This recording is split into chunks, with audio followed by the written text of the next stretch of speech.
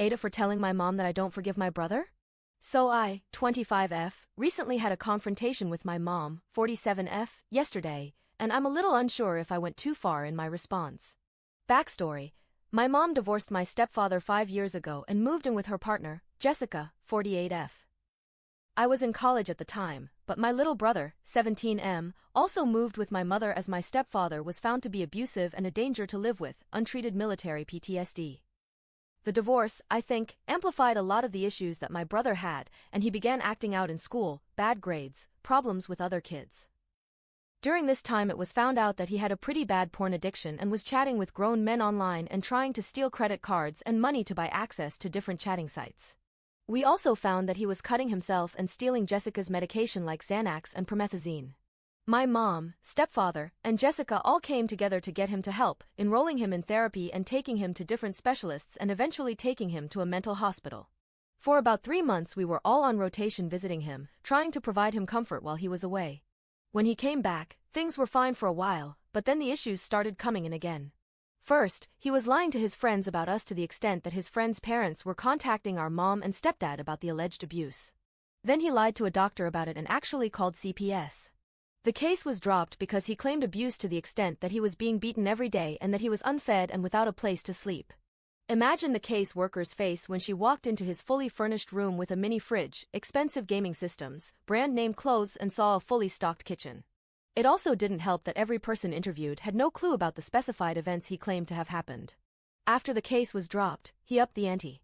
He started trying to pit my mom and stepdad against each other. He stopped visiting him and claimed it was because my mom wouldn't let him. And then I would tell my mom that my stepdad was bad-mouthing her and not talking to my brother because he was gay. He even lied to my mom and said that our great-aunt and uncle, maternal, threatened to beat him for being gay. None of this was true, and he eventually confessed to it.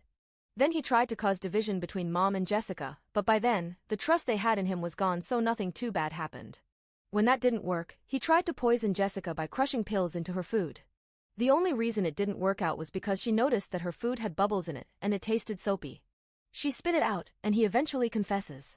At this point, my mom was at her wit's end and began punishing him differently. She started taking away leisure and extracurricular activities. So, no more Xbox or Nintendo Switch. There were no more fun weekend trips, and he just went to school and back home. Things continued largely the same, with him doing something and then receiving some kind of punishment. He would be good for a little bit and get off punishment only to do something to be on punishment again. All things came to head last year when he came home from school and my mom got a phone call from his principal stating that a student had reported him for stalking and harassment. Apparently, he liked a boy who only wanted to be with him as an experiment. Then when they broke up, my brother couldn't handle and was always trying to find him school and hound his friend about getting in contact with the boy. The principal also said my brother had stolen a hoodie from the student. So my mom went through his room while he was with his dad to find the hoodie. When looking for the hoodie, she found a notebook that had alarming drawings on the cover. She went through it and found detailed plans on how and when to unalive my mom, stepdad, Jessica, me, and the boy from school. This caused a lot of panic for us, as on top of mom finding that notebook, he ran away from his dad's house and was found the following day with a friend's parents. He was taken to the hospital to make sure he was okay, and it was determined that he would go to another mental facility. He stayed there for about a month and came out unrepentant and uncaring about all the stress his actions had caused. When he came out, the decision was made for him to stay with his dad primarily instead of our mom. He's been there since January 2024.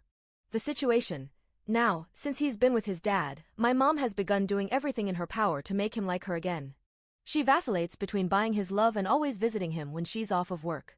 Unfortunately, he seems to want nothing to do with mom, Jessica, and me. Christmas was a few days ago, and mom offered for him to visit for Christmas.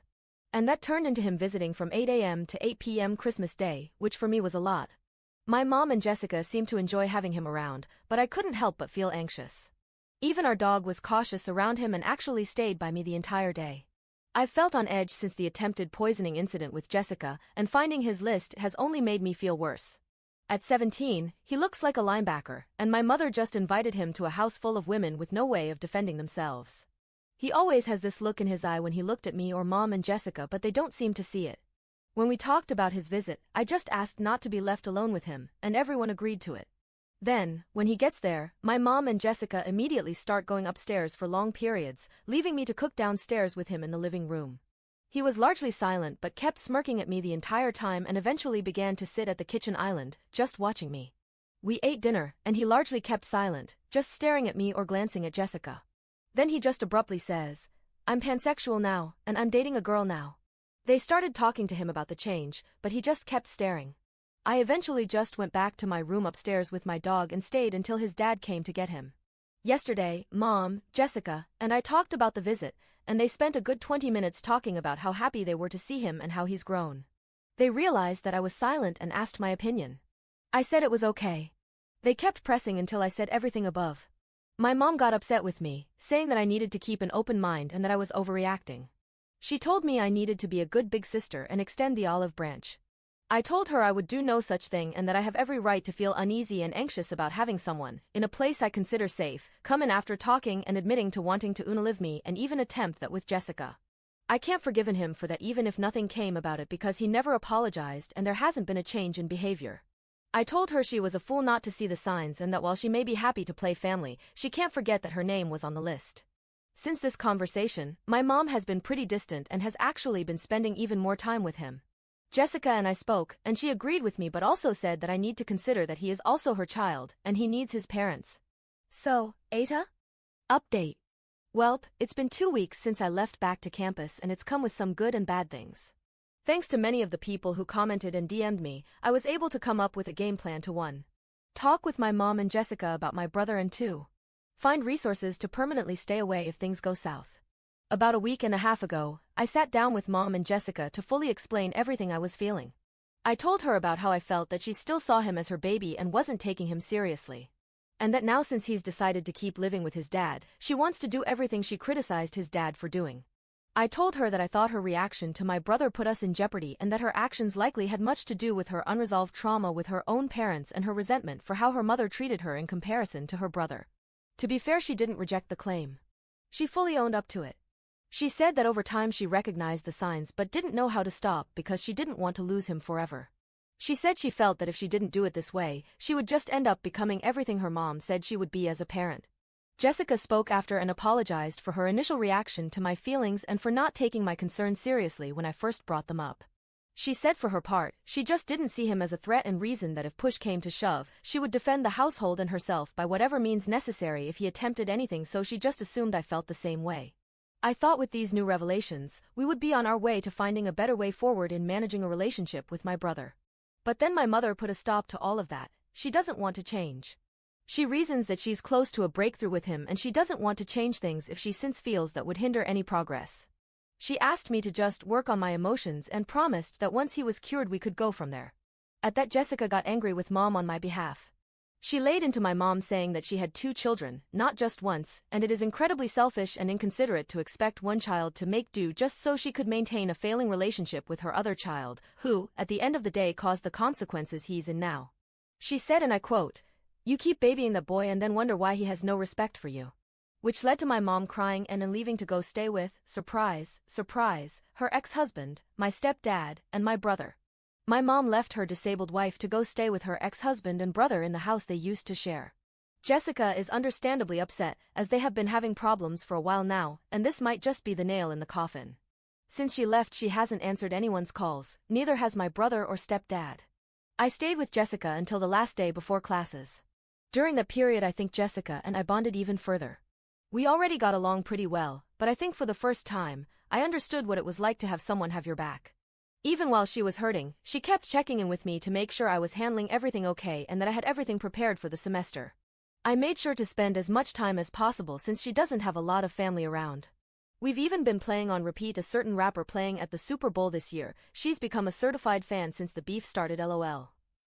Before I left, she gave me some paperwork. She said that this was supposed to be a graduation present for me, but in light of recent events she doesn't know what will happen in the future and asked to adopt me. I can't begin to explain the wave of emotions that came over me. My own father didn't want me and my stepdad literally said I'd change my name when I get married anyway, what's the point? So the fact that this woman, even with all the shit that has happened over the last few years, she chose me. Needless to say, I said yes and we both bawled like babies and watched the Wiz back to back. Since I've been on campus, my mom has only sent one message saying she needs time to think and needs space. I didn't respond, just muted her notification. While on campus, I found some organizations that work within my career field that also offer internships that come with stipends and full-time work contracts upon successful completion of the program. My case looks like it will be wrapping up soon, which will let me start working again so I can build back up my savings. Other than that, I guess I'm good. Definitely in a better headspace. Just ready to graduate. Thanks to everyone who gave me words of encouragement and advice. Even the harshest ones helped. Sometimes tough love is needed.